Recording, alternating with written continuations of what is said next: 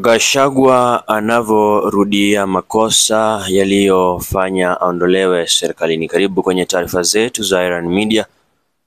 Naomba uchukue sekundi yako moja upige subscription. Aliyekuwa naibu rais Rigathi Gachagua anaonekana kurudia makosa yaliyomfanya akosane na wenzake serikalini kwa kutoa vitisho vyake vya kisiasa vinavyoweza kuvuruga juhudi za kuunda muungano madhubuti wa upinzani kuelekea uchaguzi mkuu wa mwaka 2027. Kauli zake dhidi ya viongozi wenzake wa upinzani Fred Matiang'i na Kalonzo Musyoka zimeibua maswali kuhusu iwapo dhamira yake ni kuunganisha nchi au kujijenga kibinafsi kisiasa katika eneo la Mlima Kenya pekee.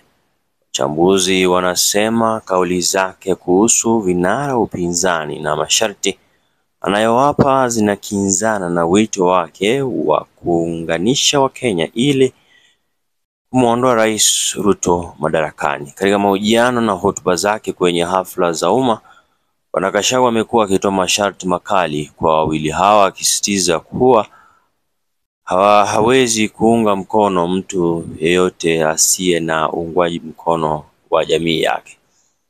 Hii inaonekana kama kurudia yale ambayo viongozi wa UDA walimlaumu kwa kuendeleza siasa za kikabila na kimaeneo. Mnamo Jumatatu, Bwana Gachagua alisema kuwa licha ya kuwa na sifa za uongozi, Daktari Matiang'i hana maana yoyote bila baraka kutoka kwa jamii ya Kisii. Ikiwa hana watu wake nyuma yake, ataenda wapi?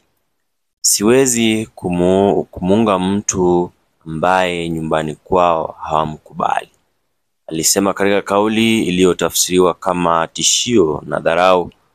Waziri huyo wa zamani wa usalama wa ndani na elimu. Matiang'i anaonekana kuwa na sifa na ni mchapakazi, lakini ikiwa Kisii hawamuungi mkono kwa sauti moja, azma yake itaenda wapi? Aliuliza Bwana Gachagua. Alifichua kuwa ametuma kundi la wafuasi 20,000 katika eneo la Kisii kuchunguza kama kweli Bwana Matiang'i anaungwa mkono. Aliongeza kuwa hata muunga mkono mtu ambaye hajakubalika nyumbani, akisema wazi kuwa siwezi kuwa mjinga kumuunga mtu ambaye watu wake hawamtaki. Bwana Gachagua amemtaka Daktari Matiang'i kuunda chama chake mwenyewe, kukitumia kwa mazungumzo ndani ya muungano wa upinzani, hatua ambayo imekera chama cha Jubilee ambacho kimemteua waziri huyo wa zamani mwenye nguvu kama mgombea wao wa rais. Wachambuzi wa kisiasa wanachukulia pendekezo hilo la Bwana Gachagua kama mbinu ya kulinda ushawishi wake katika eneo la Mlima Kenya, ambapo anatarajia kuzindua chama chake kipya leo. Katibu mkuu wa Jubilee Jeremiah Kioni amemshutumu Bwana Gachagua kwa kuendeleza siasa za uhasia ndani ya upinzani. Aliambia Iran Media kuwa watakataa jaribio lolote la kuwafanya viongozi wa kitaifa kuwa viongozi wa kimaeneo.